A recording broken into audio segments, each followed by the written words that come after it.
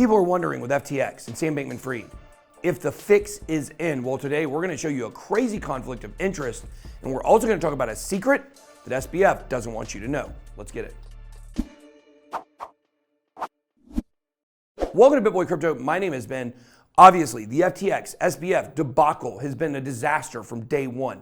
But let's catch up. Let's remind you guys of what happened when it came to Sam Bankman-Fried getting released. Some breaking news in the case against disgraced crypto founder Sam Bankman-Fried. He was just released on $250 million bond.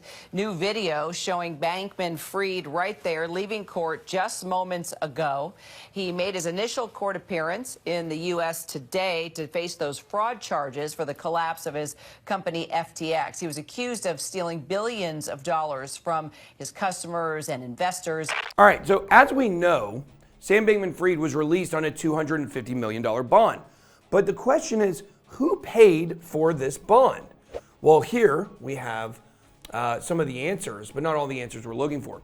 And what well may be the highest ever bond amount before a trial, FTX founder Sam Bankman-Fried is set to be released after posting $250 million bond, dwarfing that of famed financial fraudster Bernie Madoff, who was granted $10 million bail agreement in 2008. But of course, we know his parents, all they did was put up their Palo Alto house worth $4 million. It makes no sense. He's at house arrest there. He faces wire fraud, money laundering, violated campaign finance laws. Federal prosecutors did not attempt to withhold bail, but they did grant what is believed to be the highest ever pretrial bond. Bankman-Fried's acquiescence to U.S. extradition from the Bahamas, where he lived and was arrested, helped his case for being offered bail to begin with.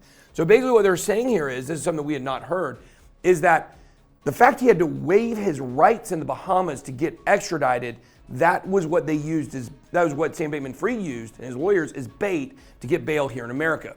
This was a fraud of epic proportions. If that was the only test, detention would likely be appropriate, but he voluntarily consented to extradition.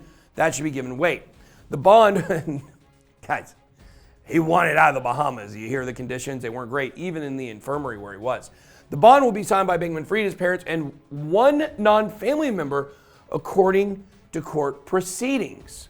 Well, but how about this? SBF's lawyer today has asked the court to conceal the identities of $250 million bail co-signers. There were four people total, his parents and two more. We don't know who they are.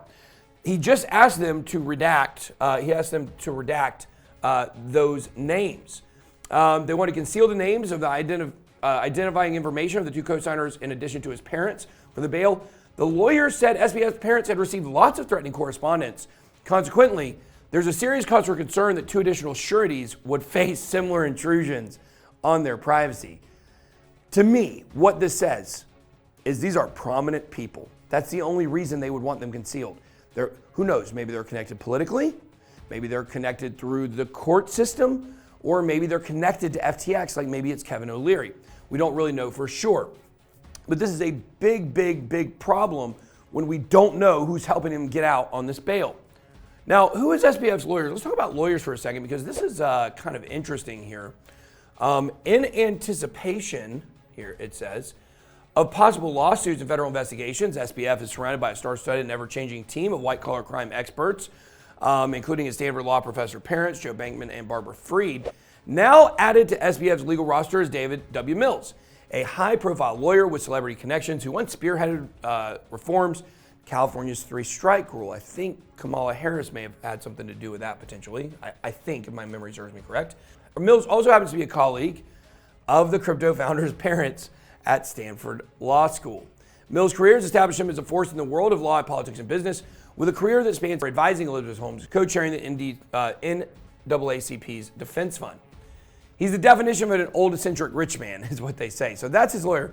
But here's what's even more interesting. Here's the giant conflict of interest here. This is from the Nassau Guardian in the Bahamas. Check this out. Peter D. Maynard and Company representing FTX US. Now, why is this strange? Why is this strange? Well, what you have to understand is FTX US has now retained Peter Maynard as Bahamian counsel for what's going on down there. Now, here's where the conflict of interest comes in. Peter D. Maynard is representing FTX US in the Bahamas. Well, who is representing SBF in the Bahamas? A family member of Peter Maynard, Allison Maynard. Very, very interesting when you look at these conflict of interest. You have family members representing two different entities with overlapping interests in the Bahamas. The Bahamian people are yelling about corruption from the top of the hills. No one seems to be listening to them. And now we've got family members representing two different entities involved in this. It is definitely a conflict of interest. The people in the Bahamas are very concerned about this. Now, let's go back to what's going on today with SBF, because this is the really big news of the day. SBF is going to be pleading not guilty and could be facing up to 115 years in prison. Lawyers argue that plans of SBF to plead not guilty may not be in his best interest. Indeed, it may seem surprising, a surprising move to the general public, that SBF has been advised to plead not guilty by his lawyers, considering the fact that his co-executives have both made plea deals. According to former federal prosecutor Dana Perry, the DOJ has a lot of witnesses that are ready to testify should the case drag on to trial, but she believes the not guilty plea if made will be an attempt for SBF and his lawyers to negotiate a better deal with the amount of time that will be freed up. They have a mountain of paper evidence and, in fact, admission by the defendant himself, so they're not going to be in any particular rush, and they're not going to be welcoming of any sweetheart plea deal.